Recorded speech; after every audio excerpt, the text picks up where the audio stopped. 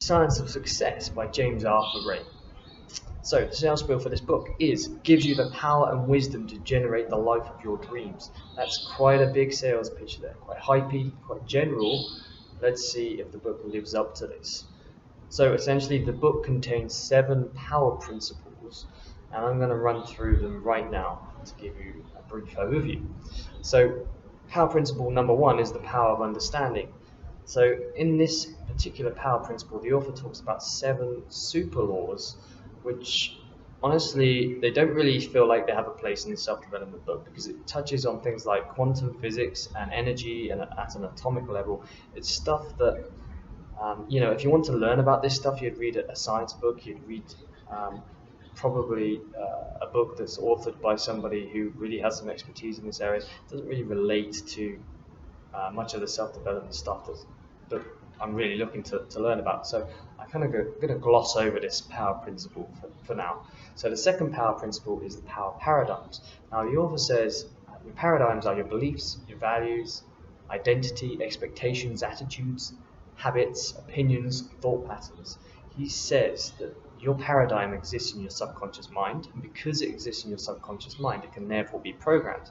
He says programming your subconscious mind, it's kind of like hacking your way through a jungle, whereby you can't just hack your way through a jungle in a single day or in a few weeks. Often that's going to take months of just continually hacking away at this thick, dense jungle in order to form the path that you want to form. He said your subconscious mind is just like that.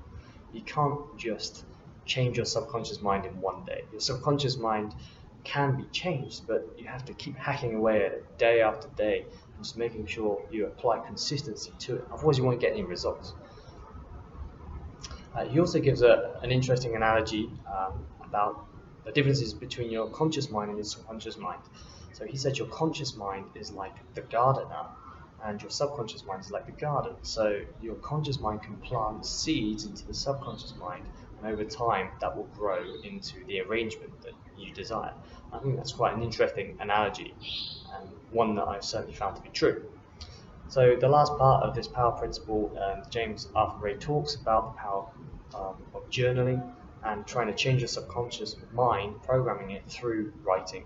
There is some kind of power with writing. It helps you gain clarity, it helps you further your understanding, and it also cements things into your mind more than just saying or thinking about things. So we talk about journaling as a very effective way to program your subconscious mind. The power principle number 3 is the power of vision. So this is all about having a life purpose and understanding where you're going.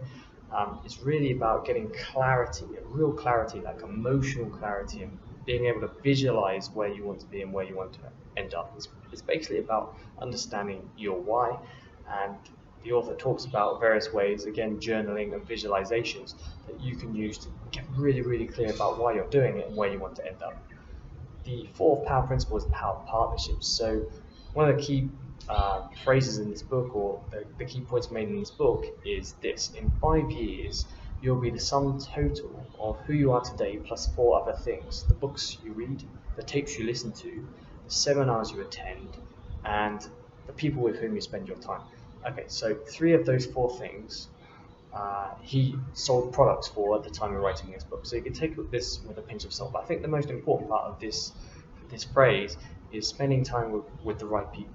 If you spend time with people who are further ahead of you, who you can learn from, who you value, who's got knowledge that you can benefit from, then that's going to help you a lot more than spending time with the wrong people. That's what this principle is all about. It also talks about creation and competition, how nobody can succeed alone, and those that try to succeed alone generally come from what's called a competition mindset, whereby they're kind of like fighting an enemy and they don't want to give anything away because everybody's in a competition. And while a free market, he says, while a free market may seem like that everybody's fighting for themselves, but actually the greater results come from collaborations and working with other people, and just understanding that from a creation point of view, we all benefit from each other and we can all help each other to produce better results, essentially. Finally, in this chapter, it talks about mentors and how mentors can really help you overcome obstacles that you're having in your business, and how you should identify key people and reach out to them and try to find a mentor that accelerate your success. It's like taking a shortcut, basically. Somebody who's been there and done it. It's really, really powerful to help you accelerate the growth of your business. So the fifth power principle is the power of giving, and this is all about coming from an abundance mindset. So understanding that the universe, which is a term that's commonly used throughout this book, is abundant essentially, and you will always be able to get the resources. Not coming from a scarcity mindset where you're scared of giving anything away because you don't think you can get it again. Come from an abundant mindset where you give stuff away because you know you can just generate the results in the future. It says that there's a principle called the Boomerang Principle, which is whatever you give away, you're going to get back 10 times in return. So it's framed in such a way that, give away as much as possible, because that's going to benefit you in the long run, even though you probably don't know how or when that's going to happen. The eighth power principle is the power of gratitude.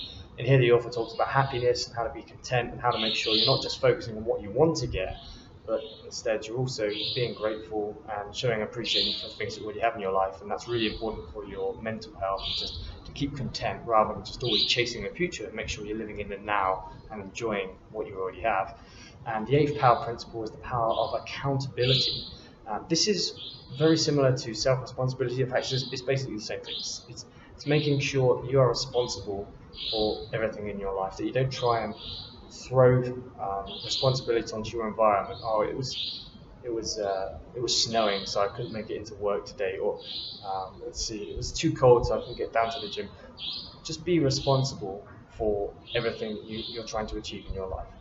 And it says that the way most people try and get out of self-responsibility is to tell stories. Telling stories helps us feel better about reasons why we didn't do what we wanted to do. It helps us justify our actions. Actually, what we need to do is make sure we accept stories as being what they are, excuses.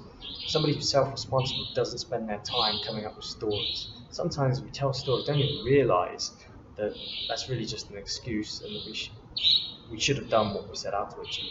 It talks about making sure you're aware and stop telling stories. So some other points worth mentioning before I close off.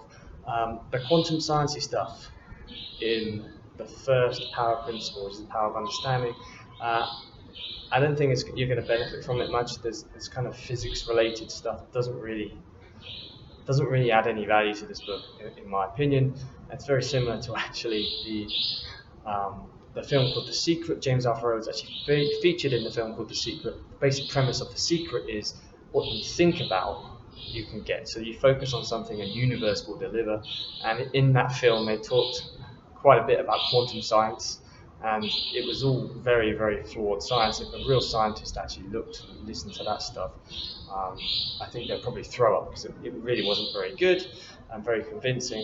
But it was a way that the creator of The Secret tried to market it and make it seem like a real law, scientifically proven law of the universe, rather than it's actually just a marketing trick, basically.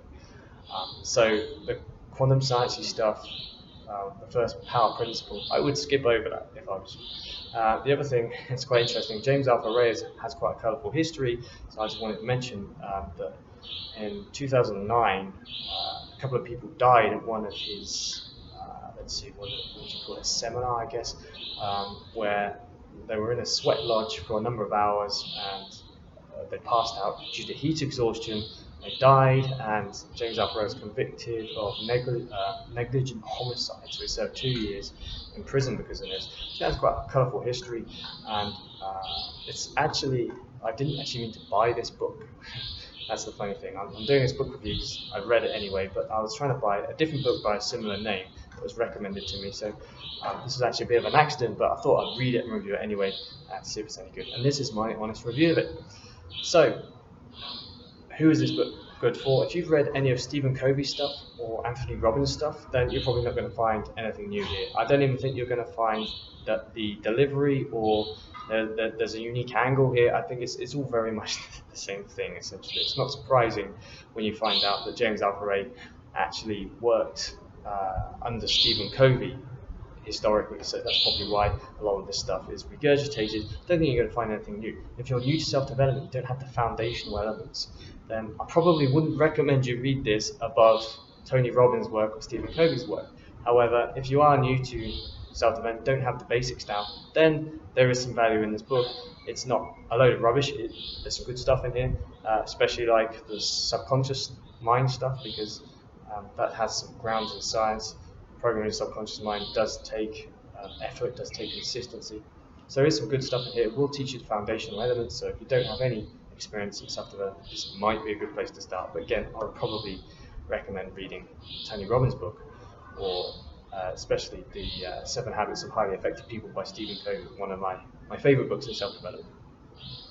Okay, so this video is part of my self-development experiment, where I try and read 140 books, do 140 book reviews, and 140 videos, so I can improve my reading retention, my understanding of self-development, and my video presentation skills. If you found this useful, you'll probably, if you found this useful, then hit like, hit subscribe, and I'll be delivering, let's see, I've done 15, so 125 more videos over the coming year, books that I've read, and hopefully you'll find some of it useful. Thanks for listening, I'll speak to you later.